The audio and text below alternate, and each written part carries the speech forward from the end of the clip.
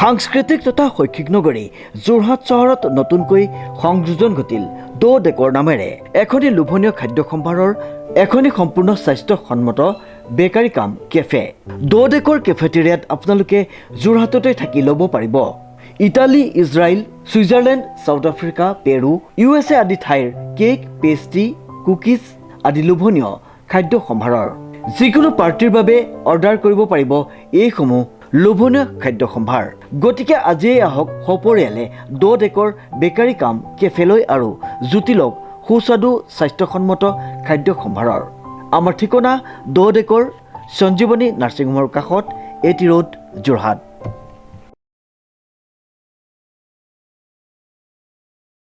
দেৰগাঁৱত পঞ্চায়ত নিৰ্বাচনৰ মনোনয়ন পত্ৰ দাখিলৰ অন্তিম দিনা ওলাই আহিল বিভিন্ন প্ৰাৰ্থী।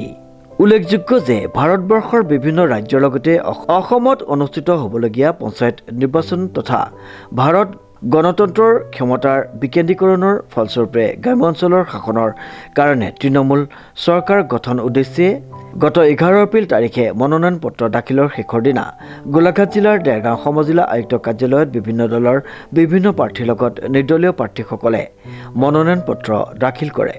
তৃণমূল পৰ্যায়ত শাসন তথা দেশৰ সেৱা কৰিবলৈ আগবাঢ়ি অহা প্ৰাৰ্থীসকলে সংবাদ মাধ্যমৰ সন্মুখত তেওঁলোকৰ বিভিন্ন মত ব্যক্ত কৰে। ৰাইজ যিহেতু আমাৰ পাৰ্টিৰ লগত আছে, অসম গণ পৰিষদৰ ভাৰতীয় জনতা পাৰ্টীয়ে কোনোদিন ৰাইজৰ পৰা পলোৱা নাই। মুখ্যমন্ত্ৰী হিমন্ত বিশ্ব শৰ্মা ডাঙৰীয়াই হওক বা ময়ে হওক বা ৱাৰ্ড মেম্বাৰগৰাকীয়ে হওক কেতিয়াও ৰাইজৰ পৰা আঁতৰি যোৱা নাই। আপোনালোকে দেখিছে চিটুৱেশ্যনটো, আৰু যিমানখিনি কৰিব লাগে জনসাধাৰণৰ কাৰণে আমি কাম কৰিছোঁ। ভাৰতীয় জনতা পাৰ্টীৰ মিত্ৰজোঁটৰ ছাত্ৰ জীৱনৰ পৰা এজন সামাজিক মানুহ হিচাপে এটা সুকীয়া পৰিচয় আছে। এইবাৰ এটা বাস্তৱ ৰূপকে দেখুওৱা আহিছে, মনোনীতি বনাইছে, যথেষ্ট সংখ্যক ৰাইজ ওলাই আহিছে আপোনালোকৰ, আৰু আপোনালোকে যথেষ্ট সংখ্যক আশাবাদীৰ কাৰণে আগৰ পৰা এটা সুকীয়া পৰিচয় আছে আপোনাৰ, আজি পৰিচয় নহয়। কিন্তু ভগৱানৰ আশীৰ্বাদ, ৰাইজৰ মৰম, তাৰ বাবে আজি এনেকৈ ৰাইজৰ লগত থাকিব সুবিধা পাইছোঁ। মূল ইচ্ছুটো মোৰ একচুৱেলি সমাজৰ উন্নয়ন, ৰাস্তা পদূলি, বিশেষকৈ আমাৰ অঞ্চলবিলাকৰ যিবিলাক ৰাস্তা ভিতৰৰ ৰাস্তাবিলাক এতিয়ালৈকে কোনো উন্নতি হোৱা নাই, সেই ৰাস্তাবিলাক অঞ্চলবিলাক উন্নয়ন কৰা। আপোনালোকে কোন জিলা পৰিষদ কৰিব? এইটো 9 নং কাকডোঙা কংগ্ৰেছ দলৰ হয়। ৰঙালী বিহুৰ সন্মুখত আছে, চিলিণ্ডাৰৰ দাম বঢ়াই দিছে, মূল্য বৃদ্ধিয়ে যথেষ্ট জোৰ লাগ কৰিছে, কি ক'ব? উপায় নাই। এই বিজেপি চৰকাৰে একচুৱেলি এহাতে নিছে আৰু এহাতে দিছে, কিন্তু যি হাতে নিছে বেছিকৈ নিছে, আৰু দিওঁতে সদায় এইটো জানে আৰু মানুহে দিওঁতে সদায় অকণমান টুকি টাকিয়ে দিয়ে। আজি আপোনালোকৰ পাৰ্টি হয়, এই মন্তব্য কম মানে ধৰক আমাৰ উদ্দেশ্য হ'ল কি, বিজেপিয়ে যত যিমান ভাল কামখিনি কৰিলে, গতিকে আমি সম্পূৰ্ণ ওলোটাটো কৰিবলৈ ওলাইছোঁ মানে আমি সম্পূৰ্ণ বেয়াখিনি কৰিম। আমি বেয়া কাম এতিয়া কোনখিনি কৰিম আপোনালোকে কওঁ শুনক। কংগ্ৰেছৰ দিনত এজন বৃদ্ধ মানুহৰ পেঞ্চন আছিলে 800 পৰা 1000 টকা, বিজেপি চৰকাৰ দিনত কৰিলে 250 টকা। গতিকে আমি আমাৰ প্ৰাৰ্থীজন জিকাব পাৰিলে আমি সেইটো ওপৰত 1000 টকা বৃদ্ধি কৰাৰ এটা সিদ্ধান্ত লোৱা হৈছে। আমাৰ 5টা সমষ্টিত 8টা ব্লক, 8টা ব্লকৰ আমাৰ 2টা ব্লক বোকাখাটত, 1টা ব্লক সৰুপথাৰ আৰু 3টা ব্লক আপোনাৰ গোলাঘাটত নমিনেশ্যন দি আছে। আৰু এইটো দেৰগাঁৱৰ ইয়াত 2টা ব্লকৰ মানুহ ইয়াত নমিনেশ্যন দিবলৈ আহিছে, দেৰগাঁৱৰ আমাৰ DC অফিচত। তাকে অলপ মই খবৰ ল'বলৈ আহিছোঁ। মই NDA মিত্ৰজোঁটৰ প্ৰাৰ্থী গীতামণি বৰা, ঘৰ মোৰ বৰাহীগাঁও। হয়, সম্পূৰ্ণ সমৰ্থন পাইছোঁ, একো অসুবিধা পোৱা নাই। আশা কৰিছোঁ নিৰ্বাচন খুব সুন্দৰভাৱে পাৰ কৰিম। ইছ্যু বুলি ক'বলৈ গ'লে জিলা পৰিষদৰ 6খন পঞ্চায়ত অন্তৰ্ভুক্ত হয়। ৰাইজৰ যিখিনি আধৰুৱা কৰিব নোৱাৰা কাম বিধায়কৰ পুঁজিৰে যিখিনি শেষ কৰিব নোৱাৰে, আপোনালোকে নিশ্চয় জানে জিলা পৰিষদত আমাৰ 20% ফাণ্ড পায়। তাৰ পৰা মই যিমান পাৰোঁ দুখীয়া ৰাইজৰ সৰু সুৰা যিবিলাক আমাৰ গাঁৱত সংঘৰ পৰা আদি কৰি নামঘৰ যি এনেকুৱা সৰু ধৰণৰ কাম আমি কৰি যাম, ৰাইজৰ প্ৰতিশ্ৰুতি পূৰণ কৰিবলৈ চেষ্টা কৰিম। কি ক'লে? ৰঞ্জিত কুমাৰ দাস। নহয়, আমাৰ ক'বলগীয়া কথাটো এইটো যে বৰ্তমান মানুহ যেনে জ্বলা গৰা খাইছে, বৰ্তমান দেশৰ কৰ্মসংস্কৃতি নাইকিয়া হৈছে, মানুহবিলাকক নিৰ্দিষ্ট এটা মোহত সোমোৱাই পেলাই আবদ্ধ কৰি যি ব্যৱস্থা লোৱা হৈছে, এইটো আচলতে দেশখনক ভৱিষ্যত অন্ধকাৰ এইটো বুজাইছে। আৰু আমি দেখিবলৈ পাইছোঁ বৰ্তমান দেশৰ যিটো লাওলোৱা অৱস্থা, সেই লাওলোৱা অৱস্থাত দেশৰ চৰকাৰখনে আঁচনিৰ জৰিয়তে তেওঁলোকে যি আচলতে হেৰিয়া সপোন দেখিছে যে আমি আকৌ মৎস্য দখল কৰিম, সেই কথাটো সুযোগ উচিত নহয়। যাৰ কাৰণে আচলতে তেওঁলোকে এতিয়া ভাবিব লাগিছিলে যে সকলো বস্তু দাম বাঢ়িছে। ইতিমধ্যে গম পাইছে দুদিনৰ আগত গেছৰ দাম বাঢ়িছে।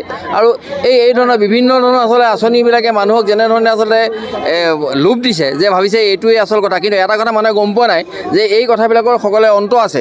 এই অন্তটো যিদিনা নহ'ব, যিদিনা মানুহে বুজি পাব, সেইদিনাখন কিন্তু এইটো অধিক নাথাকিব। নাই, মই অগপ দলৰ পৰা টিকেট নাপালোঁ। মই এগৰাকী অৱসৰপ্ৰাপ্ত শিক্ষয়িত্ৰী, গতিকে মই কাকো বেয়া ভাৱত ৰখাও নাই। তথাপিও মই মানে নিৰ্দলীয় খেলিম বুলি আগবাঢ়ি আহিছোঁ আৰু মোৰ লগত সকলো জড়িত হৈ আছে। কিমান আশাবাদী? মই বহুত 90% আশাবাদী। আপুনি এগৰাকী সামাজিক মানুহ, সৰু অৱস্থা বা নাটক ভাওনা হওক, নৃত্য হওক বা সাংস্কৃতিক মানে এগৰাকী মানুহ হৈ পেলাই বা সেইটো এটা আপোনাৰ এটা প্লাছ পইণ্ট হ'ব নেকি মানুহ? মোৰ প্লাছ পইণ্ট সেইটোও আছে। আৰু অকল মই সামাজিকেই নহয়, বিভিন্ন ধৰণৰ ৰাজনীতিও সৰুৰ পৰাই কৰি আহিছোঁ বুলি ক'ব পাৰি। আৰু মই বিশেষকৈ সমাজৰ যিখিনি উন্নয়নমূলক কাম কাজ সেইখিনিও মই জড়িত হৈ আছোঁ। আৰু বিশেষকৈ সৰু সৰু ল'ৰা ছোৱালীৰ মাজতো মই সম্পূৰ্ণ জড়িত হৈ আছোঁ।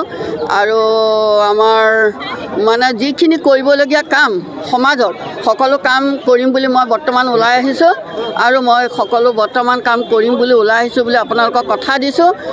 এতিয়া আপোনালোকে যাতে মই নিৰ্দলীয়ভাৱে খেলিছোঁ, সেই নিৰ্দলীয়ত যাতে আপোনালোকে সকলোৱে সহায় সহযোগিতা আগবঢ়াব বুলি মই আপোনালোকৰ ওচৰত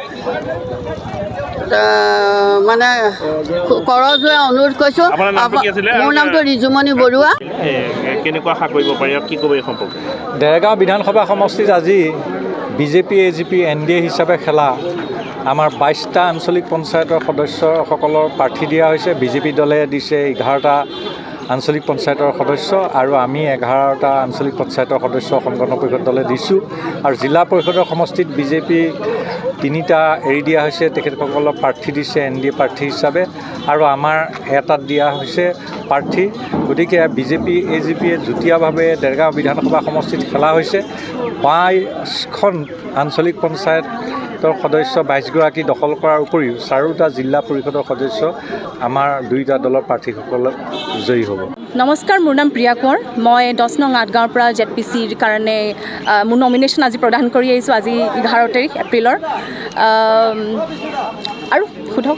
আৰু দেখা গৈছে যে বিজেপি মিত্ৰজোঁটৰ শক্তিশালী মিত্ৰজোঁট হৈ কংগ্ৰেছৰ ফালৰ পৰা আপুনি প্ৰতিনিধিত্ব আগবঢ়াবলৈ বিচাৰিছে। কোনকেইটা মূলত ইছ্যু লৈ পেলাই আপুনি আগবাঢ়িব? মই আৰু এটা ইণ্টাৰভিউত আগতে কৈ গৈছোঁ যে প্ৰথমতে যিহেতু মই আজি নমিনেশ্যন ফাইল কৰিছোঁহে, মানে প্ৰেক্টিকেল কথাত মই এইটো ক'ম, প্ৰথমতে মানুহৰ মাজলৈ যাব লাগিব। যদিও মোৰ এটা অপিনিয়ন অলৰেডি আছে, আই ডু নট ৱান্ট টু এতিয়া মই শ্বেয়াৰ কৰিব বিচৰা নাই। প্ৰথমতে মই মানুহৰ মাজলৈ যাম, মানুহৰ কথাখিনি শুনিম। কথাখিনি শুনি পেলাই তেখেতৰ অপিনিয়নছখিনি জনাৰ পিছত এটা মই মতামত যেতিয়া মোৰ আহি যাব, তেতিয়া মই মানুহৰ মাজত এইটো ক'ম যে এইখিনি চেঞ্জেছ কিছুমান আনিব লগা আছে। মই কিছুমান আশা তেখেতক দিব পাৰিম তেতিয়া। Nabajyoti ভঁৰালীৰ report, news now.